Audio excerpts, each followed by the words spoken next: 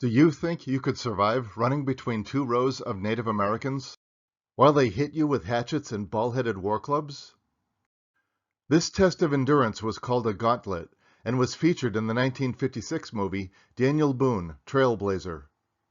What happened and why is described in the 2007 book Boone, a Biography by Robert Morgan, and in the 1945 book Daniel Boone by Edna Mcguire.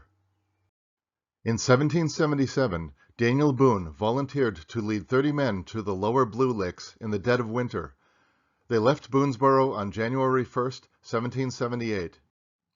The plan was to make enough salt by boiling brine water from salt springs as quickly as possible to last the settlements a year and get back to the safety of the forts to the south.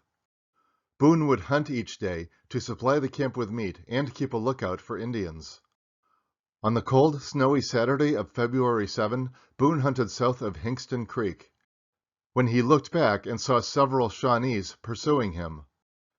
After a short pursuit on foot, Boone saw escape was impossible, and he leaned his rifle against a tree, a gesture of surrender.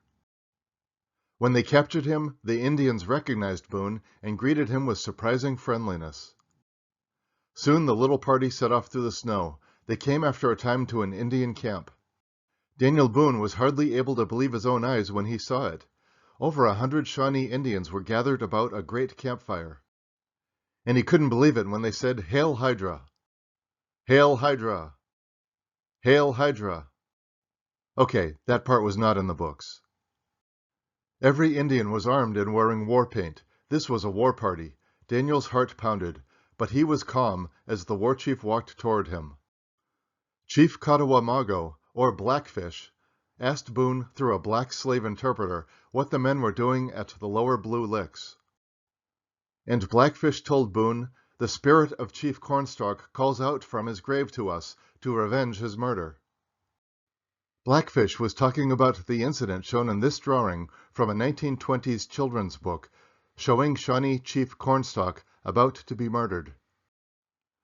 He cannot rest until we take revenge by attacking and destroying Boonesboro.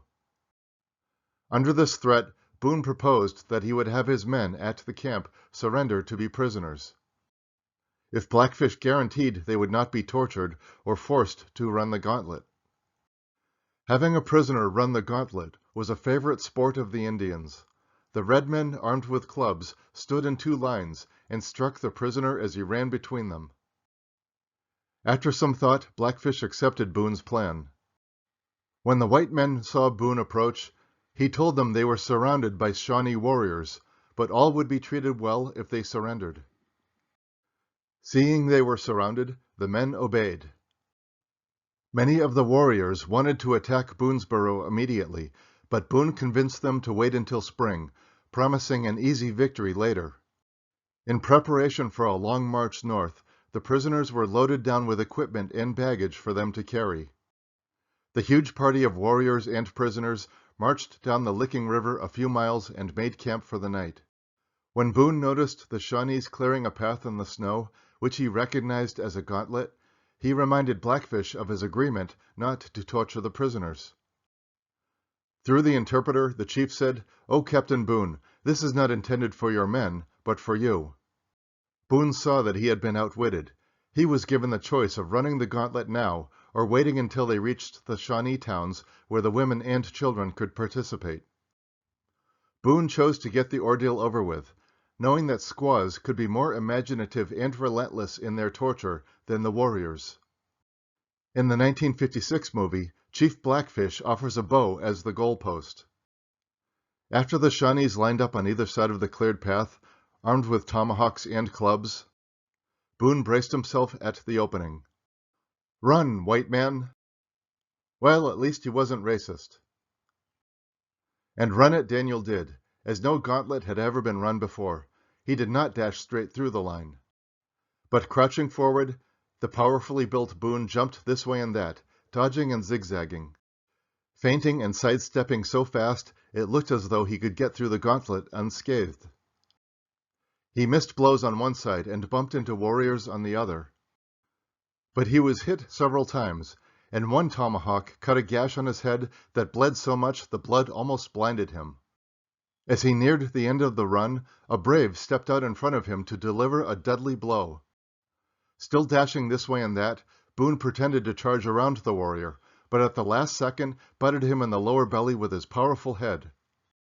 The warrior went flying in the snow, and the other Shawnees roared with laughter. This illustration from the 1945 book shows the warrior drop his tomahawk as Boone rams his own head into the man's guts. Another warrior stands ready with a ball-headed war club, while another raises a gun-stock war club with knife blade pointed forward. Boone finished his run at the safety post and was congratulated by his would-be torturers. In the 1956 movie, they prepared to finish him off, but according to the books, the gauntlet running had not gone as the Shawnees had expected, but they liked Daniel for his daring. They laughed and crowded around him.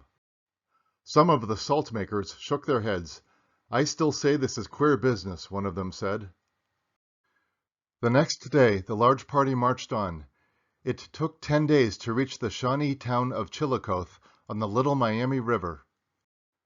There the Shawnees celebrated with a great war dance. And in the excitement, the prisoners were made to run the gauntlet in spite of Blackfish's promise to Boone.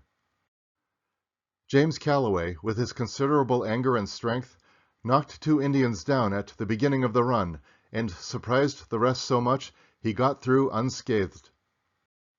William Hancock followed Boone's example and butted with his head a woman who tried to stand in his way. It may seem like the Native Americans were just torturing their prisoners for fun, but there was more to it than that. It was the custom of the Shawnees to adopt prisoners they liked into their families. Daniel Boone and 16 of his company of salt boilers were adopted by the Shawnee. Most of those adopted were selected for their bravery and strength, good looks, or congenial personality. Those who exhibited bad tempers or continued hostility were set aside to be sold to the British. His adoption by the Shawnees on the Little Miami is perhaps the most complicated episode in Boone's long career. Nothing illustrates the complexity of his personality and his resourcefulness more than his success as one of the tribe that was previously planning a massive attack on Boonesboro. And that is one of the stories that cemented Daniel Boone's place in the history of the American frontier. Thank you for watching. Please like this video and see links in the description below to watch Daniel Boone, Trailblazer.